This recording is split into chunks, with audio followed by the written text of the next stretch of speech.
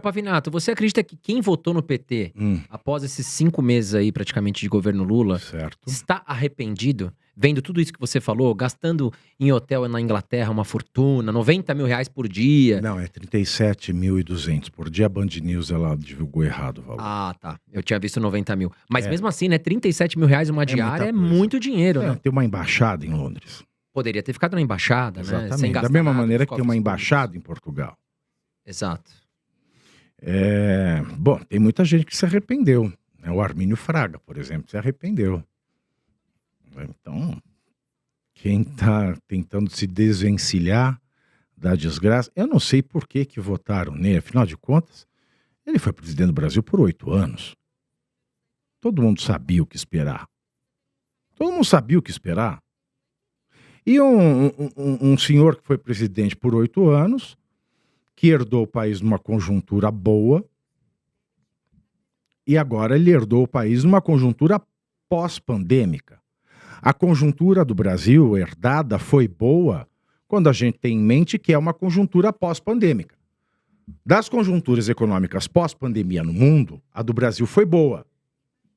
Mas isso não quer dizer que ela tenha sido tão boa quanto a de 2002 para 2003, que era uma conjuntura maravilhosa, esplendorosa. Então, você sabendo quem é o Lula, todo mundo sabendo o que o PT fez, e ainda mais com um senhor saindo da ausência, né? Porque a gente não pode falar que ele estava em outro lugar, eu não sei, eu prefiro não arriscar. Um senhor saindo desse período da ausência, lá em Curitiba, com sede de vingança, com o boleto da vingança na mão, que vai esperar o quê? Então é ininteligível. É ininteligível ter chegado ao final do segundo turno. Ainda mais quando, eu costumo dizer, né? O Brasil é um país majoritariamente cristão. E um dos comandos da filosofia cristã é perdoar. Imagina, partindo dessa premissa, pode ser até que as pessoas tenham perdoado o Lula. Que for o íntimo, só cada um sabe de si. Mas a partir do momento em que, na campanha do primeiro e do segundo turno, ele não apresentou uma proposta sequer, já não era mais sustentável você colocar um voto de confiança num homem como esse. Agora, falando assim, a gente teve o Bolsonaro, né? Uhum. E aí, cada um tem a sua opinião aqui. E o Lula, quais são as diferenças que você, Pavinato, vê entre Bolsonaro e Lula? Bom, existem diferenças e existem semelhanças. Vou começar das semelhanças. As semelhanças são...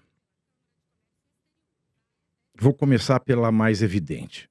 Os dois, quando falam de improviso, dão bom dia para cavalo.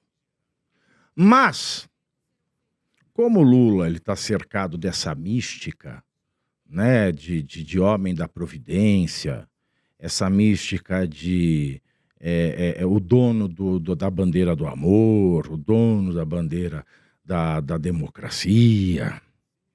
Mas é uma mística, não é realidade. As bobagens que ele fala não repercutem. As do Bolsonaro repercutem. Os dois são representativos do brasileiro comum. Bolsonaro é um militar que entrou para a política, mas ele é um senhor com hábitos comuns. Ele tem uma vida simples. Ele usa desodorante de espirro, para você ter uma ideia. Tá aqui que você faz. Já o Lula, ele tem uma origem comum. O que não quer dizer que hoje ele seja uma pessoa de vida simples, até porque ele só viaja de private jet ou num avião presidencial. Mas ele fica evocando a sua origem humilde, né, para se aproximar do povo. Um terceiro ponto de identidade entre os dois, na minha concepção, é a seguinte. Os dois cativam paixões extremas. Os dois cativam paixões extremas. Postas estas três semelhanças, as diferenças no campo da administração política são profundas. Por mais que o Bolsonaro, quando ele fala, sempre é de improviso, quase sempre é de improviso, ele tenha falas rechaçáveis, as ações dele acabam acertadas. E o Lula, até quando ele tem discursos adoráveis, as ações dele são nefastas. Então, há uma diferença. A primeira é, o Lula é hipócrita, o Bolsonaro não é. A segunda,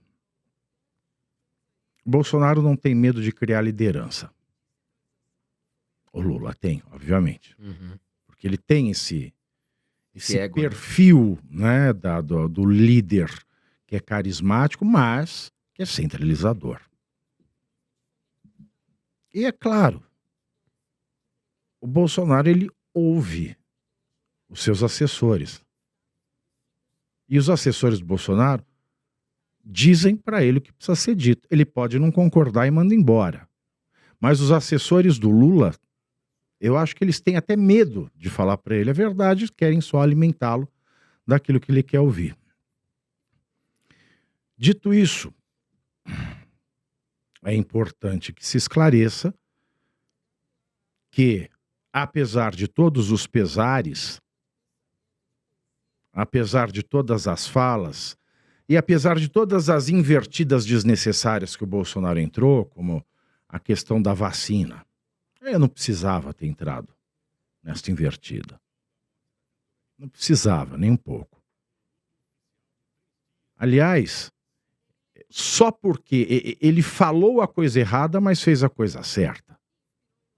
Porque o Brasil foi o país que mais vacinou no mundo, dada a sua extensão geográfica, a sua população continental e, com esses dois fatores, é um país que vacinou gratuitamente a população com 4 doses de vacina. Então é uma coisa para se colocar na balança. Só que a questão do discurso e a repetição de discursos errados por autoridades toscas, melhor, por gurus, né, envilecidos, transformou, né, obnublou, colocou sombra nas ações corretas.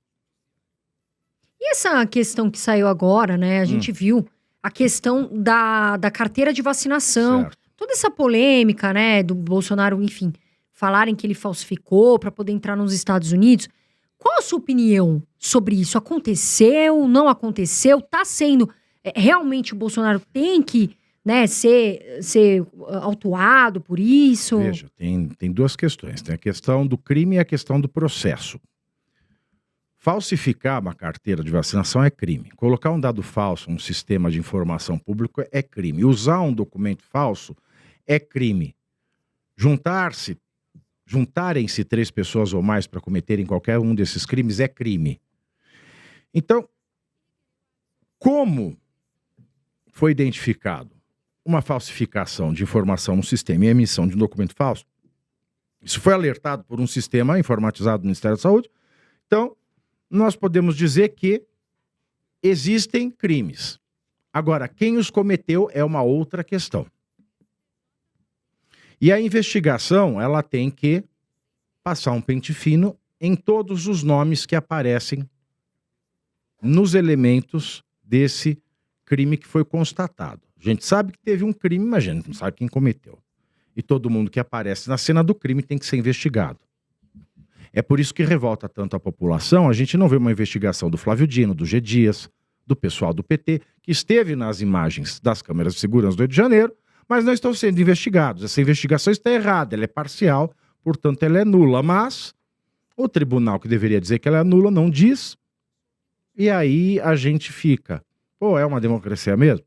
No caso da carteira de vacinação, como houve uma emissão e uma inserção de informação no nome dele, ele está sendo investigado. Agora, foi ele que cometeu? Não acredito. Por quê? Porque ele afirmou durante todo o tempo que ele não tomou vacina. Continua afirmando isso. E continua afirmando até agora.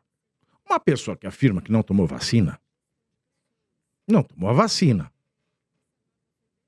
Então isso já é um complicador. Segundo, ele foi para os Estados Unidos da primeira vez, houve um acordo, porque ele avisou que estava indo sem vacina, não apresentou documento nenhum.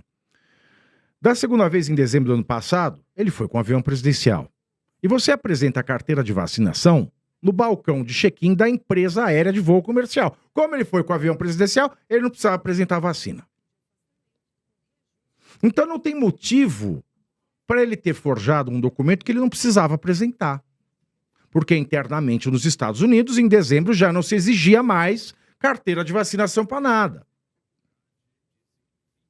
Então é um crime que para ele não tem sentido. Agora, o Mauro Cid, que era o braço direito dele, ele está envolvido até o pescoço com isso. Existem provas, elementos na investigação que mostram que o crime provavelmente foi cometido pelo Cid. Agora, resta saber, foi o Cid mesmo? Ou foi tudo plantado? A investigação é que vai dizer. Se foi o Cid mesmo, ele fez por mal ou por bem? Porque tem uma coisa que quando a gente é da iniciativa privada, a gente sabe, é difícil achar um bom assessor. Porque a pessoa, quando ela não é das mais inteligentes, mas ela é motivada, ela só faz cagada. Vai que ele pensou, e se barrarem a entrada, fez tudo isso sem ele saber. Uhum. Dá pra falar, não, tá tudo na pastinha, olha aqui. É uma hipótese. Na peça da investigação, não tem nenhum elemento objetivo que ligue o Bolsonaro a esse esquema que existiu. Mas não tem nada que ligue o Bolsonaro. É provável que o Cid tenha culpa? Para mim está muito claro. Mas isso não é motivo para ele estar preso preventivamente. Porque a investigação é uma investigação de bases digitais e de trocas de mensagens e de captação de sinal de celular para mostrar onde a pessoa estava ao longo do dia. Então não tem como o Cid atrapalhar essa investigação. O que estão fazendo com o Cid é manter ele preso, como estão fazendo com Anderson Torres, de maneira ilegal, porque não tem os dois requisitos da prisão preventiva, e mantendo-os presos, eles cometem com isso o que eu chamo de tortura elucidativa. Eles querem arrancar uma delação premiada para sujar alguém. Mas o STF já falou que prisão para obter delação sem requisito de preventiva é tortura.